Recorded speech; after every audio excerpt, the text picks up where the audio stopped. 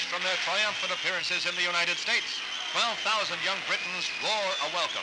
The Beatles and their music in various ways really did make change happen in the former Soviet Union. By a weird accident, when I was a very rookie young TV director back in 1962, I was asked to make a film about the new music in my area in the north of England, and found myself in the Cavern Club making the first ever film with 4 kids who hadn't yet been recorded, and turned out to be the Beatles, which was fairly startling. And within a few weeks of having done that first film with them in the Cavern Club, they were enormous. And the other aspect was that when I was a bit younger than that, I was taught Russian by the military in Britain, so as to be a kind of low-level espionage guy listening in on Soviet pilots. So putting those two things together, when I began to make films in the Soviet Union in the mid-80s, I was fascinated to be told by more and more people, hey, do you know how big the Beatles were here?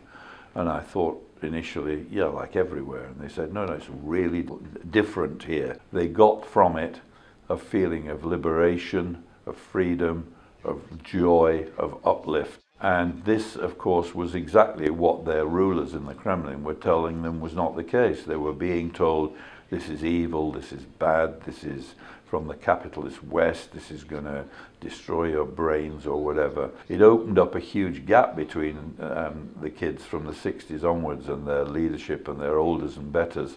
And they began to say, hey, if we're being told lies about this, maybe we're being told lies about other stuff. And that's, I think, how the process slowly built up. Over the period of 10 years or so, slowly, gradually, the Beatles and their music had a real effect on helping to dissolve the former Soviet Union.